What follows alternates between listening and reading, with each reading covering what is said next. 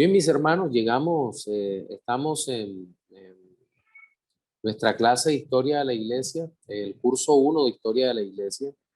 Es un curso que básicamente lo tenemos en el módulo del SRL y con el profesor que inicialmente nos iba a dar, que es el profesor Michael Delar.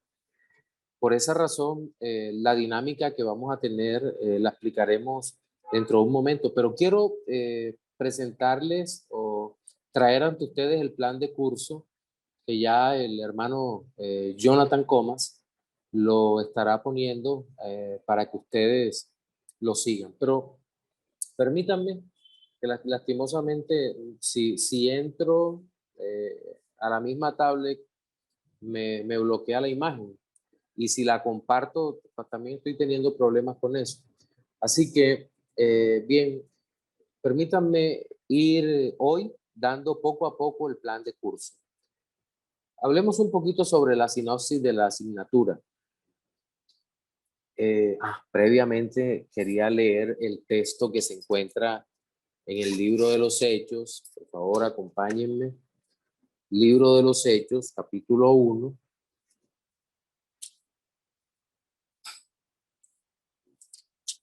Versículos 1 al 5.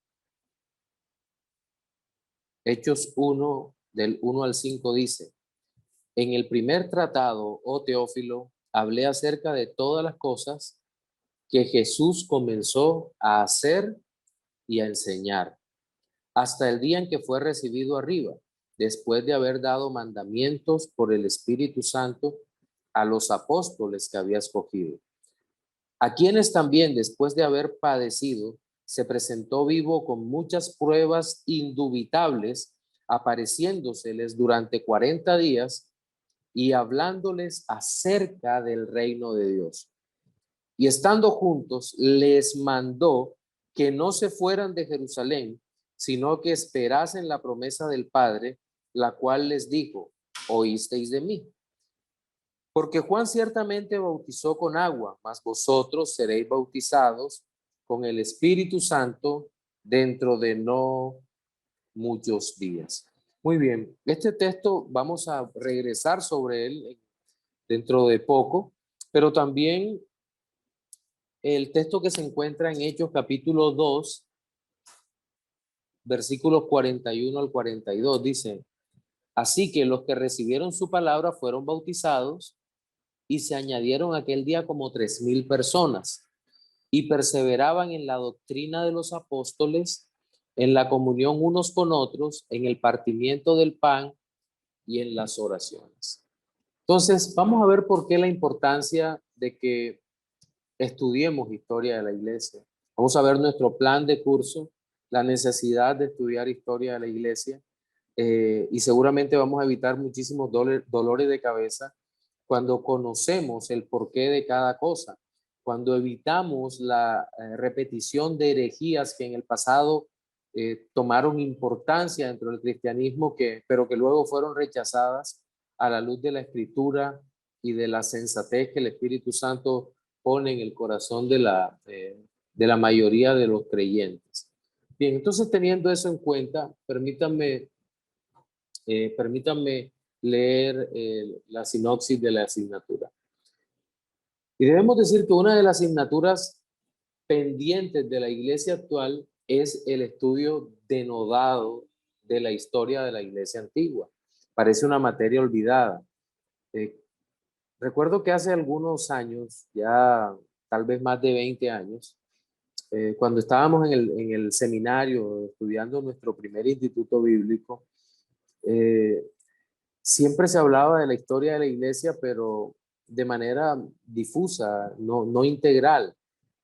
Se nos mostraba como si la iglesia hubiese empezado a principios del siglo XX, con algunos escarceos es de a poco y de mala gana en el siglo XIX, y no veíamos la enorme riqueza que había en la historia de la iglesia. Bueno, también dentro de las iglesias reformadas cometíamos el error de que muchas veces la historia de la iglesia para nosotros empezaba en el siglo XVI con la Reforma Protestante y nada más alejado de la realidad. Para nosotros ver la historia de la iglesia tenemos que empezar en los evangelios, desde la promesa de constitución de la iglesia, la obra de Cristo, y pasando por el siglo primero, el siglo segundo, por los padres de la iglesia, las primeras discusiones, las primeras controversias, y en la Edad Media cómo se va estructurando todos estos movimientos de la iglesia, cómo esa aparente unidad del cuerpo de Cristo no es tan cierta, sino que hay bastantes personas debatiendo, solo que el juicio privado de la escritura no era permitido. Y digamos que ahí es donde ha fallado o hemos fallado la mayoría de las iglesias en no abordar esos temas con la seriedad que como hijos de Dios necesitamos abordar todo esto, porque no podemos olvidar también que nuestro Dios es el Señor de la historia también, el Dios de la Biblia, pero que en su providencia es también el dueño de la historia. Por lo general, los creyentes actuales, decíamos, olvidan su propia historia, que en algunos momentos parecerían lejanas en el tiempo y en el espacio. En todas partes del mundo se viven problemas similares a los que se vivían en los siglos anteriores y que muchos de ellos se solucionaron yendo a la escritura a través de una acción, cuidadosa, denodada de la iglesia en la aplicación de las marcas de la iglesia como en algunos casos como elementos correctivos. Las marcas de una verdadera iglesia creo que las conocemos todos, ¿verdad? La predicación de la palabra del Señor, la disciplina de la iglesia, la administración para nosotros los bautistas de las ordenanzas y para hermanos presbiterianos independientes, sacramentos. Porque yo uso indistintamente la palabra porque se me quedó por ser egresado de la licenciatura en un seminario presbiteriano. Bien, entonces decíamos, se ven problemas muy similares a los que vemos hoy en día, situaciones que se resolvieron con la ayuda del Señor y que de seguro van a ser de gran utilidad para nuestro diario vivir.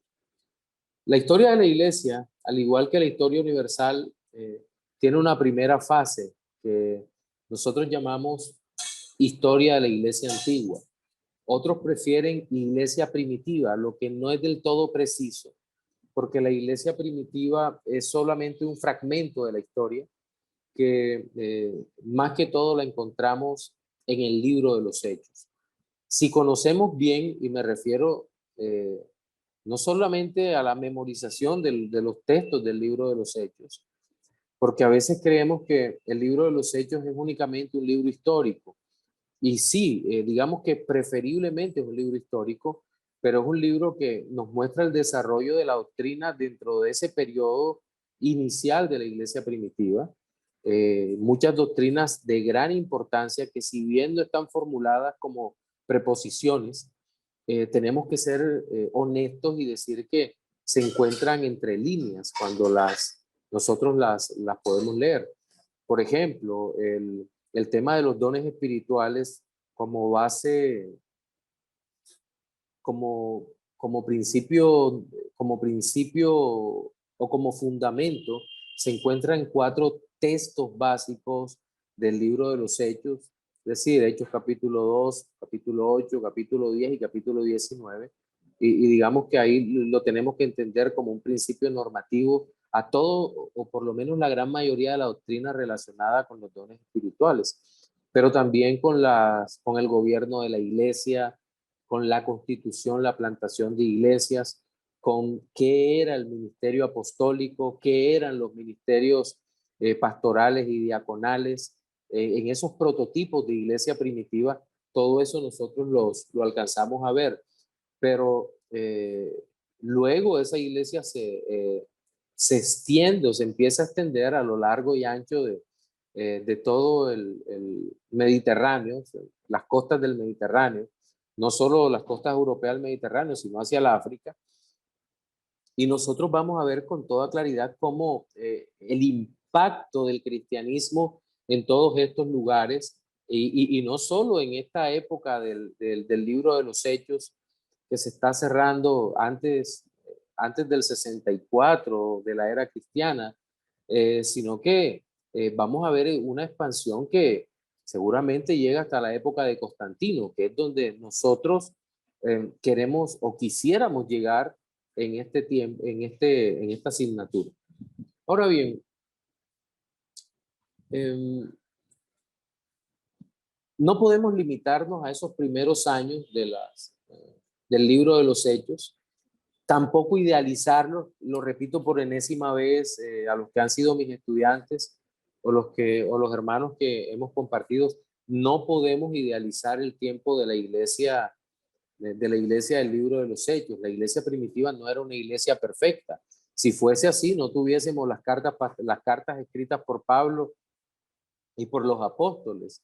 Ahora estamos exponiendo de manera sistemática la primera carta a los Corintios y nosotros vemos que continuamente el apóstol Pablo lo que está haciendo son exhortaciones a una iglesia que debido al pecado que mora en nosotros es una iglesia necesitada de la palabra de Dios.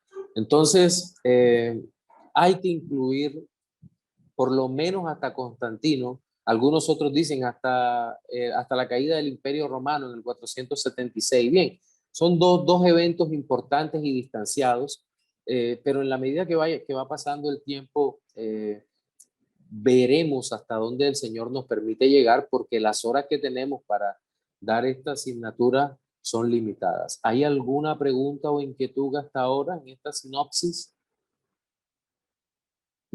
¿Cuál es la justificación? El presente curso pretende abarcar el periodo de tiempo que se conoce como Iglesia Antigua y también una parte de la Iglesia correspondiente a la Edad Media. Es nuestra pretensión. Si lo logramos, no lo sabemos. Es decir, se pretende cubrir un panorama de la historia de la Iglesia hasta la caída del Imperio Romano. En la justificación del plan de curso dice hasta el Concilio Ecuménico de Nicea II, en el año 784 después de Cristo. Cuando hablo de Concilio Ecuménico de Nicea, me refiero a uno de los primeros 7 concilios ecuménicos porque eran universales. Iban todas las iglesias representadas todas las iglesias cristianas que tuviesen participación podían asistir allí a esos concilios a debatir los asuntos que eran de trascendental importancia para la vida de la iglesia. ¿Cuáles son los objetivos que tenemos en nuestro curso? Primero son los objetivos relacionados con el conocimiento. El primero es que los creyentes conozcan los hechos más representativos de la historia de la iglesia en ese periodo de tiempo. Los hechos más representativos. ¿Por qué nos interesan estos hechos? Porque no sé si distinguimos entre un hecho histórico y un hito. Un hito histórico es como si nosotros fuésemos por un camino y hay unas montañas iguales todas, pero la montaña más alta, eso es el hito. Es decir, el evento histórico más representativo es lo que los historiadores llaman un hito, algo que permite marcar una clara distinción entre el comienzo de una historia y su final, o la parte o el cenit de una narrativa. Ejemplos de eso, el descubrimiento de América, la reforma protestante de 1517, la caída de Constantinopla en 1469, 65, no recuerdo bien la fecha, la caída del Imperio Romano, 476 después de Cristo, o cualquiera de estos eventos son hitos que nos ayudan a asociar que antes de eso pasaba algo, pero después de eso empezó a pasar otra cosa de gran importancia para la historia. Eso es un hito. Entonces, la idea es que nosotros nos centremos más en algunos hitos históricos que nos permitan referenciar eventos y a partir de allí como tener un pensamiento más adecuado, más crítico de la historia de la iglesia. Eso nos va a ayudar muchísimo. Segundo, otro objetivo de conocimiento es entender los principales hitos que hemos hablado dentro de la historia de la Iglesia antigua y parte de lo ocurrido en la Edad Media. Tercero, resaltar la influencia del cristianismo en la sociedad occidental en los aspectos culturales, económicos y políticos. Tratar de negar la influencia del cristianismo, la influencia positiva del cristianismo en la historia es ser verdaderamente negacionista. Recordemos que en la historia actual hay, dentro del revisionismo histórico, el revisionismo histórico es una tendencia más del marxismo cultural actual, de los progres, de tomar la historia y despedazarla. Yo no sé si ustedes han visto esas marchas donde destruyen las estatuas de por ejemplo, de los españoles que estuvieron acá, las estatuas o las estatuas de Colón, el italiano que descubrió América, la destruyen o más recientemente en los Estados Unidos, Black Lives Matter, las vidas negras importan, este grupo de extrema izquierda trató trató de destruir todo lo que tenía que ver con los símbolos patrios los símbolos patrios de los Estados Unidos. O aquí lo que hacen en Colombia, que ponen la bandera al revés, que es una gravísima falta de respeto no solo contra los símbolos patrios, sino contra todos los ciudadanos que tenemos una identidad nacional como colombianos, en fin. Entonces, todo esto es el revisionismo histórico, lo que se encarga es de tratar de destruir el pasado, de destruir lo que tiene valor, entre ellos la importancia del cristianismo en nuestra sociedad. Entonces, nosotros queremos mostrar, sin necesidad de hacer revisionismo, nosotros queremos mostrar que el cristianismo contribuyó no solo con los 50, 100, 200 científicos cristianos que nosotros podríamos listar y hablar sobre los descubrimientos que ellos realizaron, sino que además nosotros podríamos mostrar que la ética cristiana ha sido la base sobre la cual se ha sostenido la sociedad de Occidente en nuestro tiempo. La sociedad occidental por entero se ha sostenido sobre la base de esa ética judeocristiana. Y esto no solo lo decimos los cristianos, sino que un amplio grupo de intelectuales, incluso intelectuales agnósticos, intelectuales ateos eh, que han sido honestos frente a la historia, han dicho que no se puede negar la influencia del cristianismo a lo largo y ancho de toda la historia. Nosotros podemos decir, por ejemplo, cómo se humanizó el Imperio Romano, que como recordamos, el Imperio Romano básicamente era un poder de índole militar, básicamente un poder militar que lo aplastaba todo a su paso y conquistaba todo lo que quería a su paso y gobernaba con mano de hierro. Pero cuando empiezan a darse las conversiones como las que nosotros vemos de la casa de César, es decir, los esclavos y servidores que estaban dentro de la casa de César, vemos una profunda humanización eh, de toda la sociedad.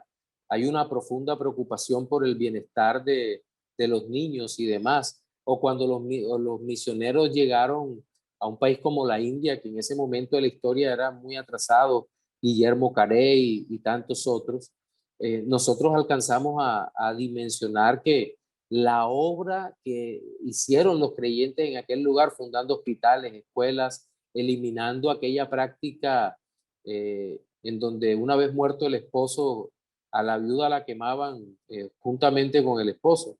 Era realmente terrible lo que hacían, y los misioneros cristianos lucharon por quitar esta práctica y lograron hacerlo. Y ha habido tantos cambios positivos que han sido impulsados desde el cristianismo. La obra William Wilberforce, a favor de la abolición de la esclavitud en Inglaterra, en donde prácticamente se convirtió a la corona británica en la policía de los océanos que prevenían el tráfico de esclavos. Y podríamos seguir citando toda la noche tantos y tantos ejemplos a favor del cristianismo. La guerra de secesión en los Estados Unidos, la guerra para liberar a los esclavos en los Estados Unidos, que fue iniciada por un presidente cristiano como fue Abraham Lincoln. En fin, todo esto son cuestiones que nosotros no podemos simplemente ignorar, sino que nos toca mostrar el cristianismo como la gran reserva moral, como la definió un ateo o como lo definió un ateo. El cristianismo es la gran reserva moral del mundo, más aún en un mundo relativista como en el que hoy en día nosotros nos encontramos. Cuarto objetivo, tener un mejor entendimiento del pensamiento cristiano durante esos siglos.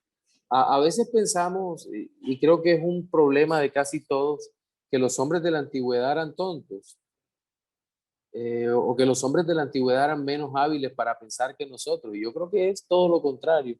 Cuando vemos, por ejemplo, la historia de Agustín de Hipona, que Agustín de Hipona, solo con un ejemplar de la Carta a los Romanos y muy poca literatura a su disposición, pudo elaborar amplios tratados de teología, de dogmática, de sentar las bases de lo que hoy conocemos como la teología protestante, aunque en ese momento él era parte de la iglesia como tal, pero entender el intelectualismo no solo de él, sino de su mentor Ambrosio de Milán, o de los padres de la iglesia, Ignacio de Antioquía, Ireneo de León, el mismo Tertuliano, Juan Crisóstomo, toda la teología que estos primeros padres de la iglesia lograron encauzar, lograron hacer, fue realmente maravillosa. Entonces, nosotros tenemos que tener un mejor pensamiento de lo que se creía durante ese tiempo. Obviamente, nos vamos a tropezar, nos vamos a chocar con lo que es las herejías sobre el cristianismo que aparecieron, el arrianismo, el sabelianismo, el apolinarismo, el adopcionismo, tantas cosas que seguramente nosotros vamos a mirar, las herejías cristológicas. Bien, quinto, entender algunas de las amenazas que afectaron a la iglesia durante ese periodo de la historia. Sí, aparte de las herejías, las persecuciones. Tres grandes persecuciones a nivel general, pero también estuvieron las persecuciones locales. Recordemos que el imperio era muy grande y de pronto, si había un segmento del imperio en donde había un gobernante que odiaba el cristianismo, podía ser una de estas persecuciones parciales, afectando profundamente el cristianismo. Entonces, hasta aquí hemos hablado de los objetivos cognitivos. ¿Alguno tiene una pregunta o alguna inquietud? Objetivos relacionados con los afectos. ¿Qué queremos sentir en esta parte? Bien, los estudiantes deben reflexionar sobre la importancia de tener una visión correcta sobre los acontecimientos que le han dado estructura a nuestra fe histórica. Los hechos históricos de la iglesia no pueden ser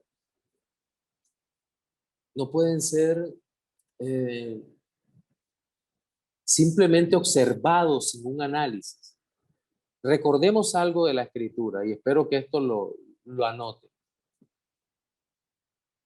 La Biblia, los hechos históricos de la escritura son interpretados por la misma escritura, pero los hechos históricos que ocurren a lo largo de todas las eras deben ser interpretados a la luz de las escrituras. Voy a repetir esto. Los hechos históricos de las escrituras deben ser, y de hecho son interpretados a la luz de las Escrituras. Dios le da el significado a los hechos, a los eventos que ocurren. Dios los traduce en un idioma que nosotros podemos entender. Ahora, no estoy hablando de alegorizar la historia. No se trata de eso, no.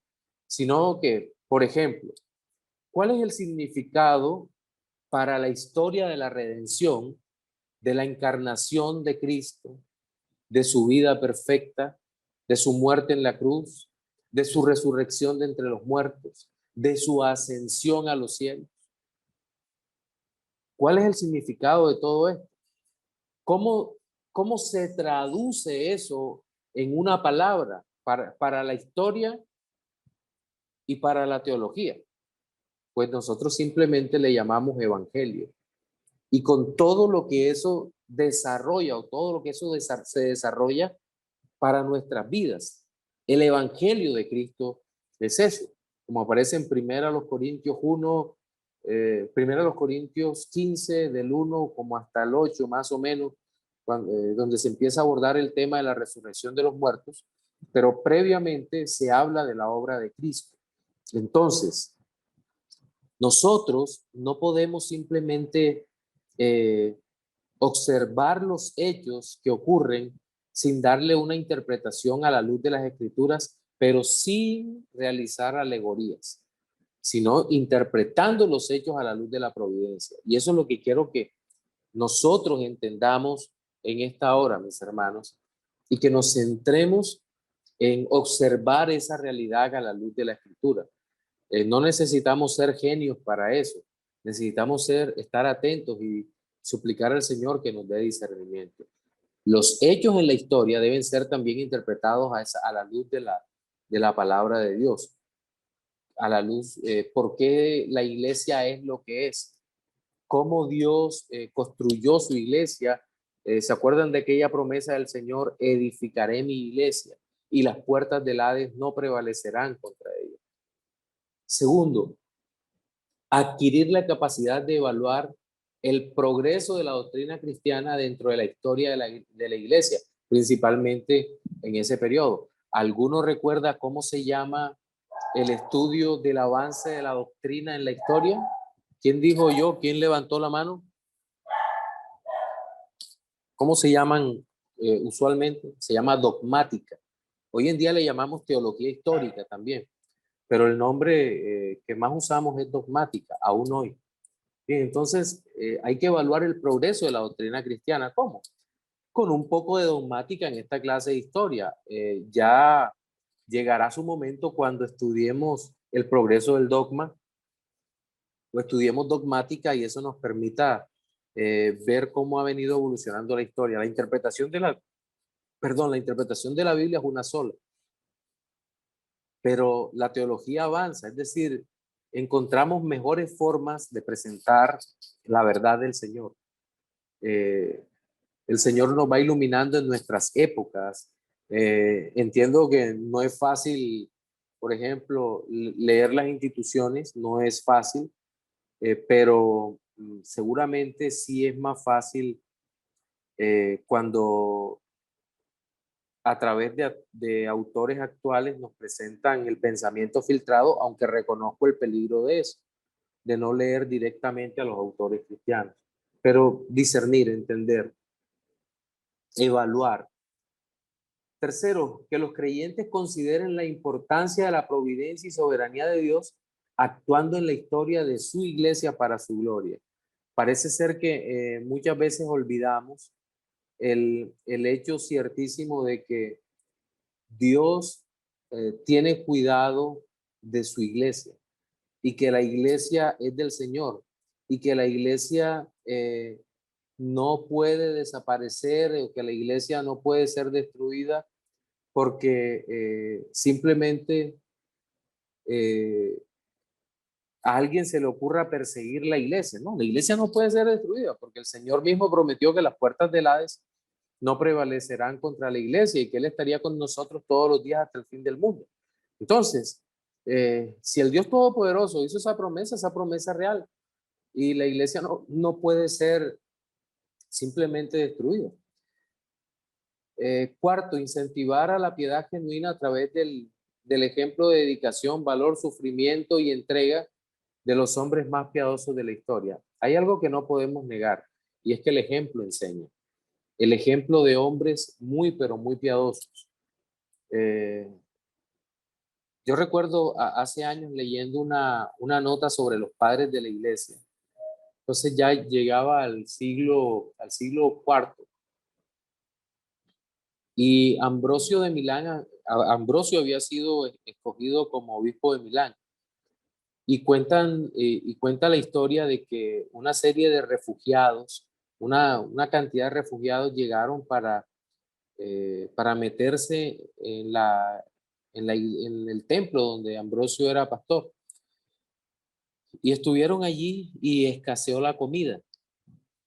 Y Ambrosio de Milán tomó toda la vajilla de oro que estaba a su disposición para celebrar la cena cuando llegaban personalidades y demás. Y Ambrosio vendió toda la vajilla para darle de comer a los refugiados. Entonces le preguntaron que por qué lo hizo. Y él dijo, bueno, podemos comer o tomar vino en cualquier vaso, pero estas personas tenían hambre. Entonces, la actitud de generosidad, de desprendimiento y de amor hacia el prójimo que tuvo Ambrosio de Milán, yo creo que es una actitud a copiar. Y podíamos mencionar muchísimas más durante la historia y en todas nos vamos a dar cuenta que efectivamente hay muchos ejemplos que son dignos de valorar el sufrimiento, la entrega de estos hombres. Quinto, que el estudio conduzca a los alumnos a la adoración sincera del Señor que gobierna eternamente a su pueblo. Todo estudio teológico, bíblico, histórico, de humanidades y de cualquier otra área del aprendizaje de la palabra del Señor debe conducirnos a la adoración. De otra manera, yo estoy perdiendo el tiempo y haciéndoselos perder a ustedes. Esto no es una exhibición de capacidad intelectual de parte mía o de cualquier docente, que entre otras cosas somos limitaditos, sino lo que realmente importa es que los creyentes sean edificados en la palabra de Dios y conducirlos a la adoración. Que en todo esto el Señor sea glorificado. Los últimos objetivos son tres y son los relacionados con las habilidades.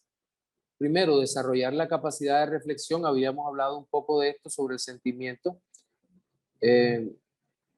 Segundo, lograr una actitud de continuo estudio de la literatura originada en este periodo de la iglesia. Habíamos dicho que es una materia pendiente de todo creyente. Nos toca leer. Mis hermanos, esta asignatura quiero ser totalmente claro. La única dificultad que tiene es cuando no leemos, cuando no cumplimos los objetivos que el docente nos dice que debemos cumplir. Aquí no se trata de nota, aquí se trata de un estudio serio de la escritura y de la historia. Y la única manera que yo conozco en que se puede aprender es a través del estudio dedicado. Vamos a hacer una asignatura que tiene más o menos 8, 10, 8, 9 encuentros. Entonces, es necesario que nos esforcemos durante este tiempo, más que va a ser una metodología distinta que ya voy a explicar, pero necesitamos un estudio cuidadoso y dedicado. Yo sé que hay muchos que no les gusta la historia, pero es que estudiar, entender la historia es una necesidad. Usted se va a sorprender de cómo parecería que los errores se van repitiendo durante la historia, aparentemente de forma cíclica, aunque la historia tenga un avance lineal hacia su cumplimiento y consumación cuando nuestro Señor Jesucristo regrese. Pero parecería que los errores de los hombres son cíclicos, que no aprendemos, que los mismos errores que cometieron en el primer siglo fueron cometidos en el siglo III, en el siglo VII, en el siglo XI y en el siglo XXI. Parecería que los mismos errores, las mismas herejías vuelven y aparecen, maquilladas, más bonitas. Yo no sé si usted ha leído a N.T. Wright, el hombre del NPP, de la nueva perspectiva de Pablo. La nueva perspectiva de Pablo es semipelagianismo. Es lo que el catolicismo romano ha creído toda la vida, solo que Wright utiliza palabras un poco más intelectuales y presenta un condensado matizado, pero que en últimas es catolicismo romano. Pero ¿cómo corregimos eso? Pues estudiando. Cuando un libro de esos herético o una frase que está moviendo al cristianismo, lo observamos y decimos, ah, no, ya eso lo pensó alguien, ya eso lo dijo alguien, ya eso lo condenó la iglesia por herético. Entonces, son cosas que debemos tener en nuestra mente siempre. Bueno, política relacionada con la materia. Ah, perdón, me faltó un objetivo. Tercero, de las habilidades, que los estudiantes tengan capacidades apologéticas basadas en el conocimiento de la historia de la iglesia. Apologética, defensa del evangelio. Toda defensa del evangelio requiere conocer la historia de la iglesia. Toda. Porque de otra manera vamos a caer en errores pero muy tontos para defender nuestra fe histórica. Por ejemplo, durante el siglo pasado, el siglo XX, muchas iglesias asociaron el uso de supuestos dones espirituales y a algunos movimientos históricos.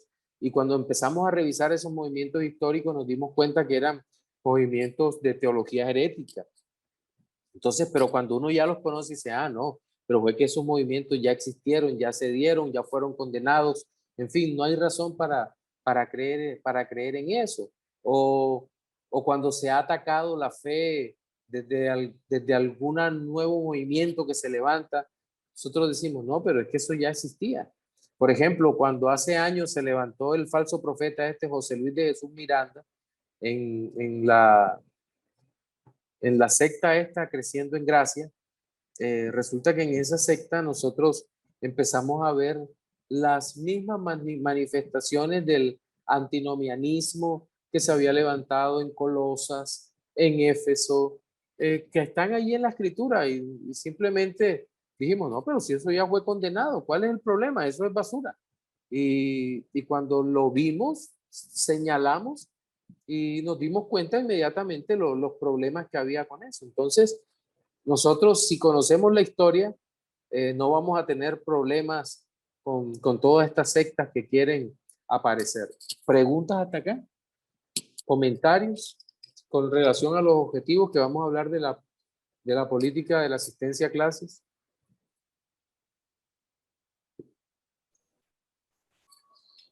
No, pastor, no hay preguntas. Perfecto. Políticas relacionadas con la asistencia a clases. El estudiante deberá asistir por lo menos al 80% de las horas programadas de clase.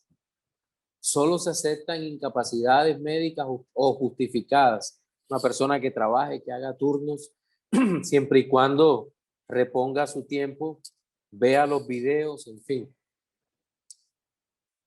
Esto debido a la necesidad de aprender con diligencia y honestidad el conocimiento en este caso, de la historia de la iglesia.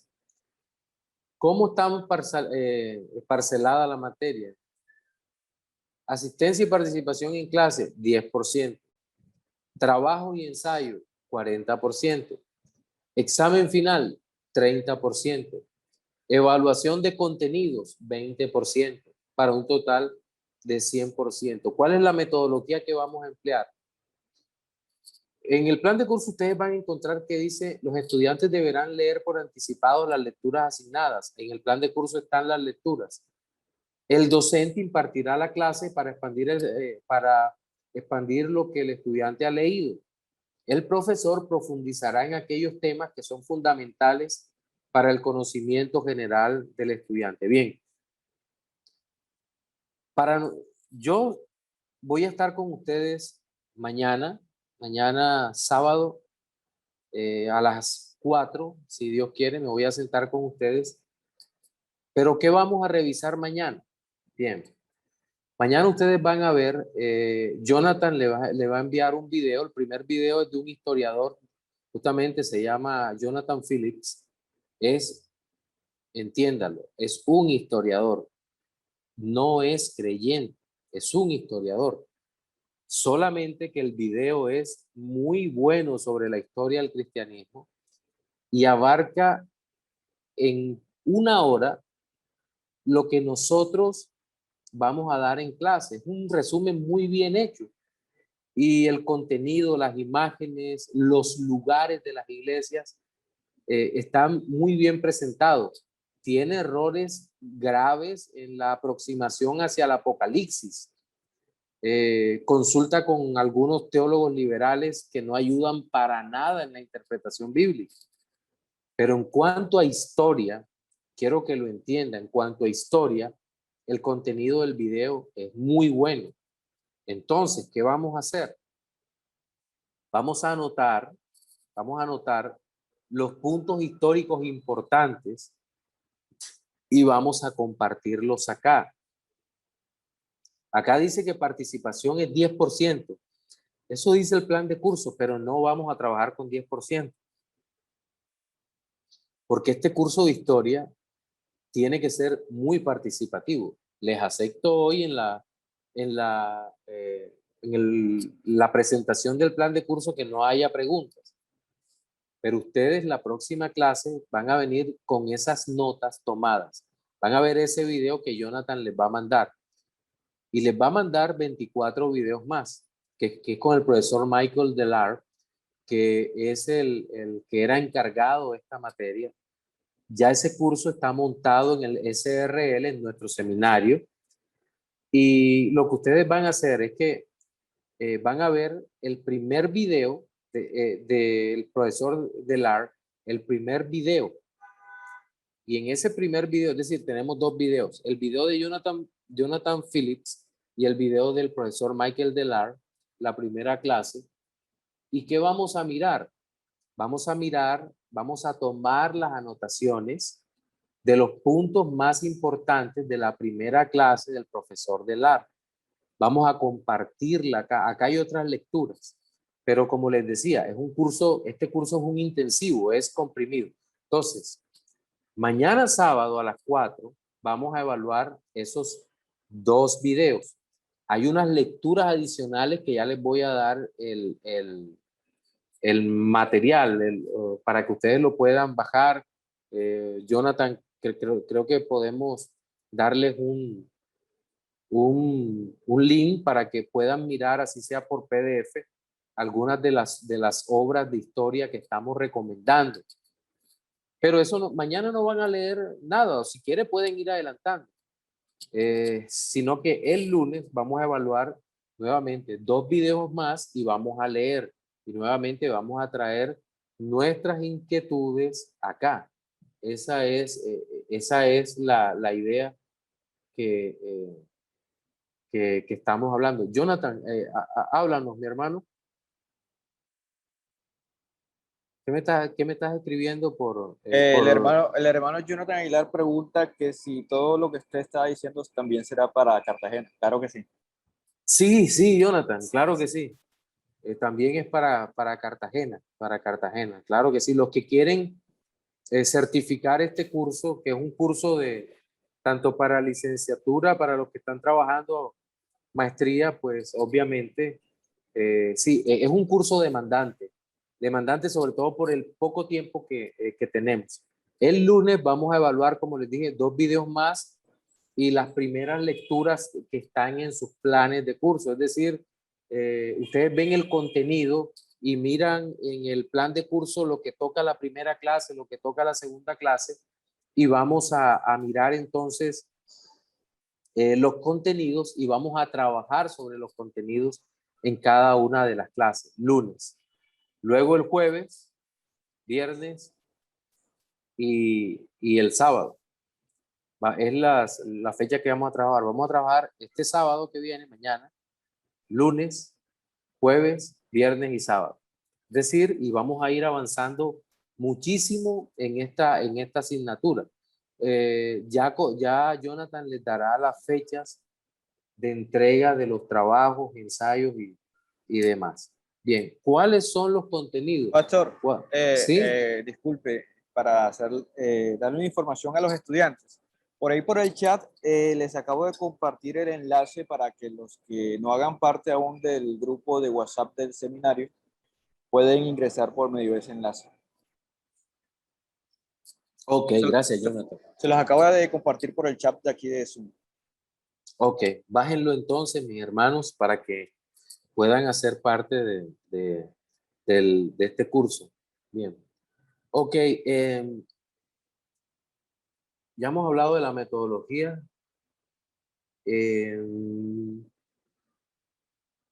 Índice de contenido. Primer contenido, la iglesia del Nuevo Testamento. Mañana vamos a ver un poco sobre la iglesia del Nuevo Testamento. Doctor Alex, Alvarito, ¿cómo gusto está usted? escucharte. Bien, ¿y tú, mi hermano? Hombre, igual. Permítame un momento. Alvarito, no te escucho bien. Ya se cayó un abanico acá. ¿Ya? ¿Me escucha? Mejor. Me parece importante cuando usted ha dicho que 10% de participación no parece suficiente. Pero a final de cuentas, ¿cuál sería el porcentaje que usted asignaría a la Sí, participación en clase? de eso me toca reunirme con Jonathan para cambiar ese porcentaje, con Jonathan y con Pastor Odur y Pastor Jesús, para mirar esa parte allí. Yo creo que ellos mañana van a estar online, ambos, ahí ayudándonos también en todo este proceso. Pero ahí vamos, Álvaro. Gracias por preguntarme, hermano. Bueno, muchas gracias. Para servirte. Gracias. ¿Alguien más? ¿Inquietudes? Muy bien, el segundo contenido es bien interesante. Jonathan Aguilar, mi hermano, ¿cómo estás? Por de salud. Los horarios de las clases, ¿cuándo son? ¿Los viernes, los sábados o los lunes? Sí, lo que pasa es que esta clase la habíamos programado, pero ustedes se habrán enterado la cantidad de problemas que tuvimos debido a la salud del hermano Michael, los problemas con el traductor y demás. Entonces, nosotros optamos una metodología que a través del chat, pues se le van a mandar el enlace con los videos y vamos a estar retroalimentando una hora más o menos cada día en los días mañana sábado, el lunes, el jueves, el viernes, el sábado, y la otra semana me toca mirar cuáles son los días también que tendremos, pero con toda seguridad vamos a... Los horarios. Sí, los horarios, claro que sí. En todo caso, las clases quedan grabadas y la persona que por algún motivo no pueda asistir a la clase presencial a través del Zoom, del virtual, deberá revisar la grabación, acercarse, mirar nuevamente, en fin, en fin. Entonces, eso es lo que quiero que tengan en cuenta. ¿Alguien más? ¿Quedó claro, Jonathan? Sí. Ok, ok. ¿Alguien más? Bueno, Pastor, buenas noches. buenas noches, Giovanni, mi hermano, un abrazo. Un abrazo, Pastor, también para ti y para todos. No, yo no me quedó tan claro, Pastor, el tema de los horarios. O sea, no, de todas maneras, para no extendernos con esta pregunta que puede ser tonta, la que estoy haciendo ahora mismo, pero, o sea, nos pasarán como los horarios por acá para verlos y saber cómo es el Sí, tema. claro que Porque es sí, que, claro que sí. porque yo no tenía claro, digamos que va a ser viernes, sábado y lunes. Pensaba que íbamos a Sí, seguir la misma dinámica anterior. Entonces, en ese orden de ideas, quisiera ver bien los horarios y las disposiciones, ya que honestamente no en todas puedo estar. ok, Entonces, ya eso me da un poco de pesar porque yo no me pierdo clase. No, pero pero Yoba, de todos modos, yo sé que no es lo mismo, pero va a quedar grabada la clase. sí, correcto. Sí, Sí, esa fue mi, pues, la respuesta que me alentó bastante, que no me sí, la voy a sí, perder en sí, pero no, sino que me gusta presencial también porque puedo hacer preguntas y eso. Pero no claro, importa, claro, vamos a tratar de ver cómo nos sí, organizamos. sí, Pero sí por era lo cómodo menos, saber si vamos a tener todos los horarios aquí, por lo como en pronto, el curso anterior. En el curso anterior ok, yo tenía todo Jonathan nos pasó, entonces quería preguntar eso. sí, claro, Jonathan va a pasar ese horario, pero por lo menos anoten, vayan anotando, sábado 4 de la tarde, lunes 7 de la noche, jueves 7 de la noche, viernes 7 de la noche, el otro sábado 4 de la tarde. Por lo pronto, la otra semana ya miramos los horarios, cómo vamos a trabajar. Sí, Vale, ok, gracias, pastor.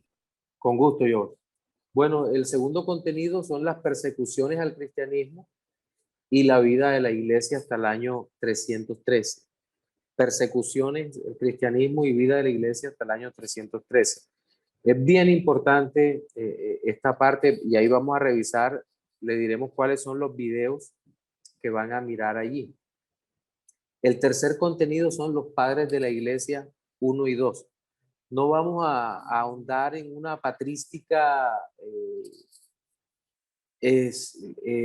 detallada, por decirlo así, pero sí, por lo menos vamos a tratar de mirar el pensamiento de los padres, los primeros, por ejemplo, Clemente Romano, el Ignacio, Policarpo, Ireneo, todos esos vamos a mirar, padres de la iglesia 1 y 2, y el cuarto contenido es padres de la iglesia 3, es decir, ya los padres más alejados de los primeros 2 siglos. Ya estamos hablando del caso de Agustín de Hipona, que es un padre más lejos de ellos, es tal vez eh, el más fuerte de los teólogos de toda esa época, o el más grande teólogo de toda la edad antigua. Vamos a hablar sobre el efecto Constantino de la iglesia, porque es que ahí se dice tanto sobre Constantino, que fue bueno, que fue malo, que no benefició a la iglesia, que le hizo daño, que helenizó a la iglesia, que romanizó a la iglesia. Se dicen tantas locuras, pero creo que debemos ser justos con lo que Constantino hizo a favor de la iglesia, a favor de la iglesia. No creo que la persecución hubiese sido buena y lo que Constantino hizo fue detener esa persecución de alguna manera. No dijo que el cristianismo era la religión oficial, no, la toleró, pero a partir de esa tolerancia el cristianismo se extendió grandemente. El quinto contenido, vamos a ver historia del dogma en los concilios, en los concilios ecuménicos. Y el sexto contenido es muy parecido. Concilios Ecuménicos 2, tal vez eso sea una sola clase que podamos ver. El séptimo contenido, vamos a ver una mirada al papado. El octavo contenido, la estructura de la iglesia medieval, cómo el catolicismo romano estaba constituido, porque era un monolito sólido que no aceptaba ningún tipo de división. Vamos a mirar la crisis de la iglesia en la Edad Media, porque a pesar de que había tanto teólogo piadoso, la iglesia es destrozada hasta llegar a unos puntos que nosotros hoy nos escandalizamos con todo lo que ocurrió allí en la iglesia medieval. Y el décimo contenido es el monasticismo y el islam, la importancia de los monjes, de los monasterios, qué beneficio trajo para el cristianismo todo esto del monasticismo, qué guardaron ellos. Era la reserva ética del catolicismo, por decirlo así, y cómo el islam también influyó en la historia. Tareas asignadas. Bueno, hay unas lecturas a realizar durante estas 2 semanas. La idea es poder leer Historia del Cristianismo por Justo González hasta la página 342. Vamos a ver cómo hacemos para buscar este libro. Algunos amigos lo tienen en PDF. Vamos a ver cómo les pasamos un link para que ustedes lo tengan. Sí, creo que se puede leer por escrito. Historia del cristianismo por Justo González. En 8 días, ¿cuántos son? ¿Cuántas páginas hay que leer en 8 secciones? Tenían 2, 5, 10 días más o menos. Serían 34.2 páginas, un poquito más. No es mucho. Realmente leer esto es sencillo. El promedio de lectura de un estudiante de seminario es entre 30 y 50 páginas por día, más o menos. Y el de un pastor es por ahí cerca también. Entonces, un poquito de esfuerzo allí para avanzar. Son unas lecturas recomendadas. Ojalá se puedan hacer de verdad. Está también la historia de la iglesia primitiva, el libro de Harry de Boer, que es un libro muy fácil de leer. El de la página 188 al 243, donde habla de los concilios, si no me equivoco. A mí lo miro acá. Este es el libro de Harry de Boer. En la 188, aquí lo tengo rayado. Habla del gobierno de la iglesia hasta la 243, más o menos. Sí, habla de los 7 concilios ecuménicos. Entonces, este libro es importante. Hay otro libro que yo creo que este no lo vamos a poder leer porque ya no se consigue. Es Compendio de la Historia Cristiana. Este es el del bautista Robert A. Baker, un bautista general. Pero él tiene una excelente parcelación de la historia. Él, por ejemplo, él empieza hablando de los comienzos cristianos, luego habla de la dominación pagana, pasando por el desarrollo papal, y luego habla del periodo de la Reforma en Occidente, hasta terminar en lo que él llama el periodo de la secularización general. Pero creo que nos podemos, bueno, el libro para todos, si lo pueden conseguir, no sé si de pronto en Amazon, Compendio de la Historia Cristiana, Robert A. Baker, es de Casa Bautista de Publicaciones. Este es uno de los libros que ampliamente recomiendo, pero no se consigue tanto. Este sí se consigue en CLC, en cualquier parte. Historia de la Iglesia Primitiva, del año 1 al 787, por Harry R. Boer. Estos están en el plan de curso. El muy conocido, esta es una edición anterior, Historia del Cristianismo, de Justo González. Un libro que uno no se cansa de leer y releer y releer.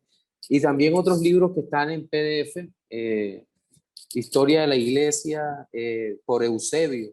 Aquí están en el plan de curso, ya se los digo. Bueno, los videos ya ustedes se los he venido diciendo y con cada clase les asignamos para que ustedes lo tengan. De hecho, Jonathan les va a mandar un link que pueden servir.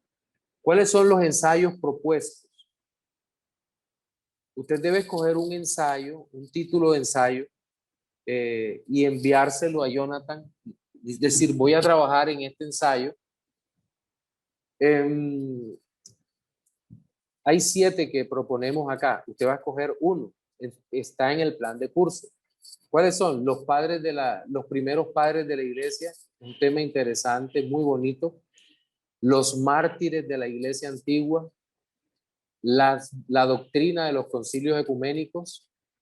Las herejías condenadas por la iglesia antigua y reaparecidas en el presente. Esto es un tema bien interesante. Herejías condenadas por la iglesia antigua y reaparecidas en el presente. La evolución del papado, el sistema sacramental católico romano, la aparición y auge del Islam y el efecto sobre el cristianismo. Islam y cristianismo. Ahí están, son los temas que nosotros estamos proponiendo. Evaluaciones propuestas. Básicamente estamos evaluando las clases aquí en el hablar con ustedes. Por eso, muy buena la pregunta que hacía el doctor Pájaro, que era importante para nosotros que estudiar y participar, porque esto va a tener una nota mucho más del 10% que aparece acá. Y va a haber un examen final que obviamente se los haremos llegar. Los videos a resumir, el resumen es acá entre nosotros, el resumen es hablado. Ustedes no van a presentar tareas sobre videos vistos, no lo van a hacer. Bibliografía sugerida, bueno, la Biblia, necesariamente, Historia del Cristianismo por Justo González, Historia de la Iglesia Primitiva, Compendio de Historia Cristiana, Historia de la Iglesia Cristiana por Jesse Lehman Harwood. Ahí está en el plan de curso. Pastor, Sí, Jonathan. le quería comentar a los estudiantes que aprovechen lo que usted acaba de decir, que no va a poner nada escrito respecto a los videos, porque los que hemos sido estudiantes de ustedes hemos sufrido por ese lado. No, sí, es cierto. Así que aprovechen. Ok, entonces, pero ¿Cómo así? Claro, ahí. Jonathan. Ok. No entendí Historia esa que... parte, la última parte que aprovechen, que no entendí esa parte. Hablando como esclavo ahí. No, que no voy a pedir resumen de los videos escritos, sino que ustedes toman sus notitas ahí en una libreta sí, como conservatorio. Exacto, como un conversatorio, así es. Historia de la Iglesia de Eusebio, traducido por Meyer. Hay una edición en PDF. Y el Manual de Historia de la Iglesia, que es la Biblioteca Herder. Entonces, es básicamente lo que nosotros vamos a trabajar. Entonces, ¿qué preguntas tienen mis hermanos?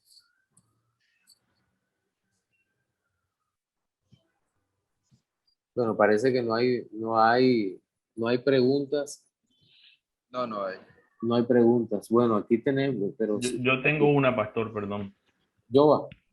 Pastor, de los libros que nos hoy nos vas a compartir y que pertenecen a la bibliografía del curso, por así decirlo, ¿nos indicarás si los vamos a leer todos o algunas partes? No, solo los contenidos, yo. ¿Te acuerdas? En el plan de curso están unos contenidos. Entonces, lo que van a los libros y dicen, aquí está este contenido, me sirve. O en el ensayo, este contenido me sirve. Y lo saca porque, obviamente, no van a leer 10.000 páginas. 10.000 páginas es lo que uno lee en un año de investigación en doctorado, de maestría. No, vas a tomar la parte donde está, ponle tú que sean 20, 30 páginas, como les decía, que de pronto diariamente van a revisar 34 páginas, sí, pero vas a trabajar sobre contenidos muy específicos, ya, es lo que van a hacer. Vale. Los videos sí tienen que verlos, y aunque no hay resumen escrito, ahí es donde van a tomar las notas porque es la parte más importante de esta retroalimentación donde vamos a estar hablando. ¿Listo? Ok, pastor. Ok.